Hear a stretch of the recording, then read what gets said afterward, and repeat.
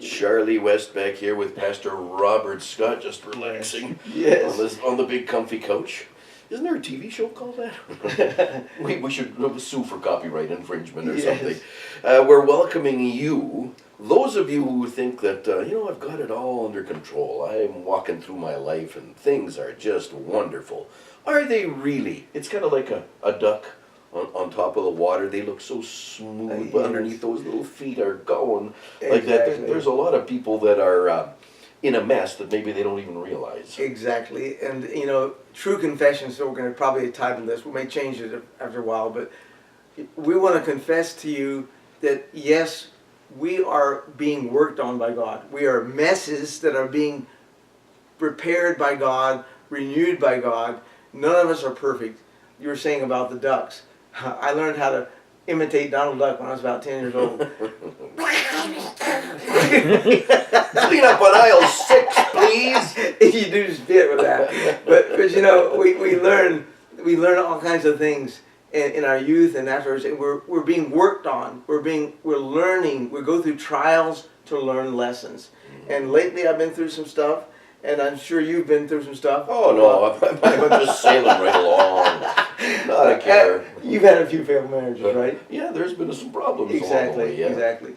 And I've had one failed marriage and now a second that is temporarily failed, I confess. And thank God she's coming back. But she obviously was affected by the rejection that I felt perceived rejection from her.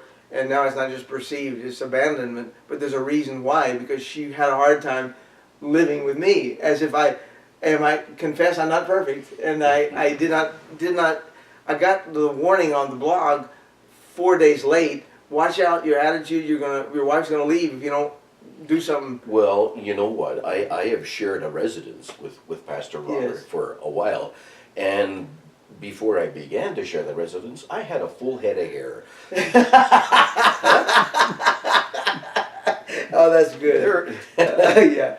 So in other words, well, what happened with me was my first wife decided to divorce me. I didn't find out until I saw it at the papers that she had divorced me.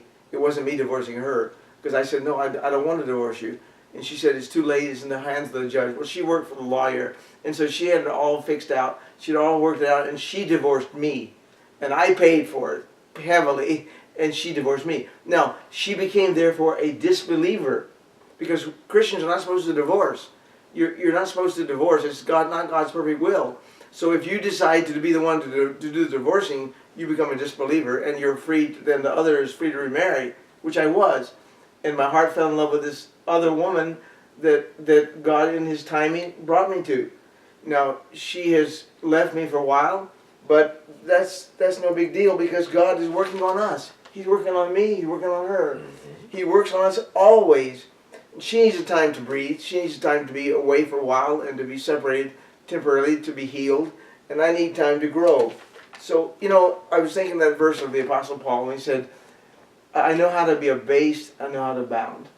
You know what it's like to be a radio star. Let's see, you've been 40 years in the industry, and you were good at it. I mean, you were the morning guy on one of the top stations in Edmonton, and then you were demoted to be on the quote Christian station that wasn't really, it's a religious station, and you know what we went through, both you and me, especially you, because we're on air, and the guy came to you and said, you're basically, you can't interview Scott and Gerald and all this stuff, and you decided to say, well, if that's what then I'm out of here.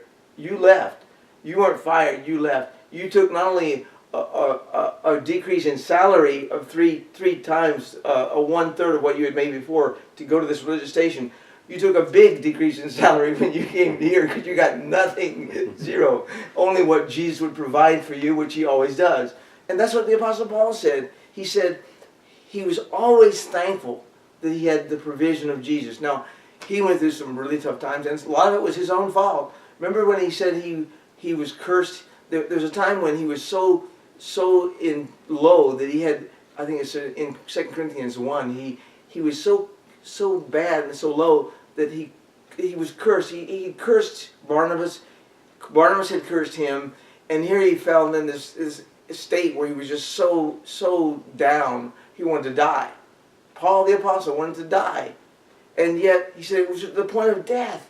That's the point he went low. That low he went. Now here's an apostle of God. But how did Jesus deal with these people? Did he tell the apostle Paul, oh, you look what you did, you killed Christians and all this? No. He struck him down on Damascus Road and all that. But he didn't tell him, you did this, you did that, you're a dirty, rotten scoundrel because you did this. He didn't tell Peter what a mess he was. He did tell him he would deny him, but he didn't treat Peter as if he were a goner and a no good. Or somebody asked me, well, did you lose your job as a pastor then because of what happened? No.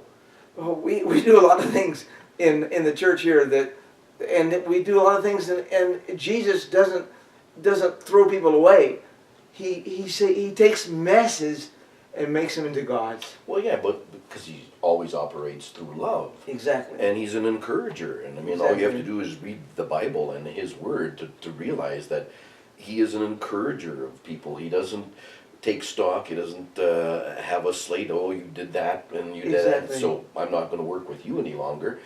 Because those apostles were all hand-picked and they weren't exactly the cream of the crop. No. And he forgave their sins. Exactly. And just encouraged them, and we're still talking about them how many thousands of years later. And look at Jim Baker. I mean, people are talking about him and thinking what he did back when I was in near Charlotte, or at least lived near Charlotte. And you know, Jim Baker looked like a mess when he was in prison, and he committed adultery and all this stuff. And he was really down low in prison. And yet, look at Jim Baker today. He isn't perfect, but he's making progress. He's bounced back by the grace of God, by the mercy of God. And you see him on television, and he's working for God. He's working in the Dream Center before that. He's helping people. He's loving people. And Jim Baker isn't perfect still. No, he's not. But God gives him another chance, another chance. He gives you and me another chance. He's working with us constantly. He loves us. Like you said, it's love. It's not, it's mercy, it's love. But wow, is he a wonderful God. And so here we see that we've confessed some problems here. We've been very open. You're watching and you think, I'm holier than them. No, you may not be.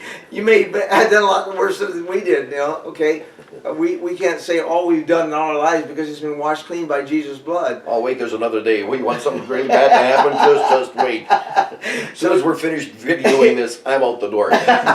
So be encouraged, as Charlie said, be encouraged. You may have done all kinds of awful stuff. You may be a mess. But God loves to take messes and makes them into, not just good men, make them into gods. He takes clods, he makes them into gods. He takes messes and makes them into, what would you say? You're on this track. Okay, yeah. He takes messes and he makes them into gods in his own image. He makes us in his own image. What a God we serve. What a wonderful God our Father is. What a wonderful God Jesus is. He loves you. Even if you're a mess, come to Him. He will clean you up and He will make you into something very special. And He can see it already, how special you are. He's got a plan for you that's better than you can ever think of yourself. So be thankful to God. He is the cleaner up of all, you say on aisle 3, clean up the mess and stuff. Well, He will clean up not just the mess on aisle 3, He'll clean up the guy who's a mess on aisle 3. He'll clean up anybody, anytime. He did it with Paul, He did it with Peter. He didn't talk about, he did mention their faults, yeah, in the Bible, but to them, He didn't mention their faults directly. He looked on the positive, He remade them. And that's what He does with us. He makes us new creations, totally new creations. As we lay down our problems on the new moon, He reforms us, reshapes us. Do you want to be remade in the image of God? Are you a mess? You don't have to be a mess forever. You got Jesus, who's the cleaner up of all messes, and He's ready to work on you. God bless you.